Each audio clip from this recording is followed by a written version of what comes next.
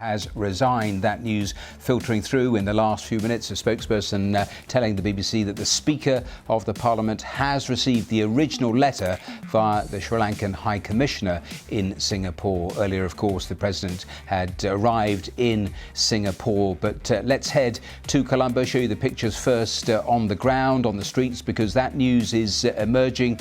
And people, of course, who have been on the streets in such huge numbers in the past few days, celebrating that news as more of it just filters round the capital. And our South Asia regional editor, Ambrasan Ethirajan, is also there in Colombo for us. And this news just being confirmed in the last few minutes. So take us through it, because originally it came by email, but now they have the original letter, don't they?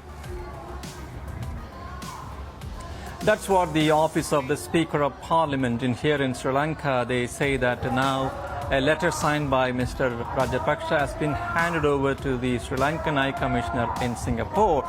And the Speaker's office has also issued another statement in the last few minutes, and where he says that Mr. Rajapaksa's resignation will be done officially announced tomorrow once the legal verification of the President Rajapaksa's letter and other legal procedures are followed. So basically they have got these letters now, and then they will go through these procedures. But in the meantime, the news itself is being greeted with a lot of jubilation by protesters just behind me. That is the main protest site here in Colombo, Goldface Green. And the people have been here for months, and they're waiting for this news that they wanted President Rajapaksa to go, and now the Speaker of Parliament says he has received the letter. And this is again a major victory. People's power, what they describe as the elder brother of Gotabaya Rajapaksa, Mahinda, resigned about 2 months ago when he was the Prime Minister. So that time itself, many people thought it was like half victory. Now we got Mr. Gotabaya Rajapaksa as well. Now what this means for Sri Lanka is, now this allows the Prime Minister Ranil Wickremesinghe to assume the role of interim president. He needs to be sworn in for that purpose, and then within 30 days the Sri Lankan Parliament will have to reconvene the Parliament, and the members of Parliament will choose the next president. Will those protesters accept the Prime Minister in that interim role after what we saw yesterday? Yes, they also wanted Prime Minister Ranil Wickremesinghe to leave. That's why they even stormed into the office of the Prime Minister. Dramatic pictures. This was all part of what was happening in this country. Quite extraordinary, because thousands of people stormed into the highly guarded compound of President Rajapaksa's residence, just about 50 meters in this direction. And then it followed the Prime Minister's residence, and then private residence of Mr. Wickremesinghe was set on fire.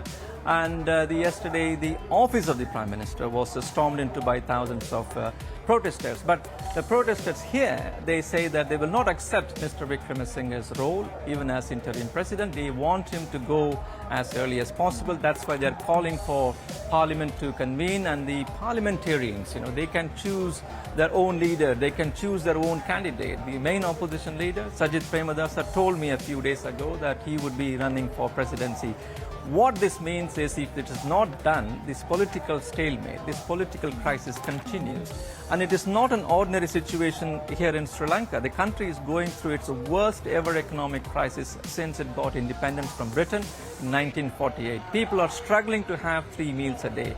There are long queues outside fuel stations, and children are struggling to get the milk powder. Cooking gas cylinder are in short supply.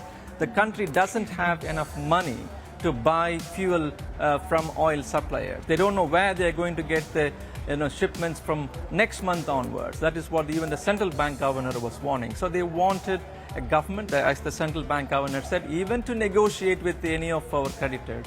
We need a president, a cabinet, and a government so that decisions can be taken. This political crisis has been going on for too long for many of the businesses here, exporters here, people who want to come and invest in this country. For example, just on my left is a port city being built on reclaimed land. China has invested $1.4 billion, and they want to create a commercial city here. So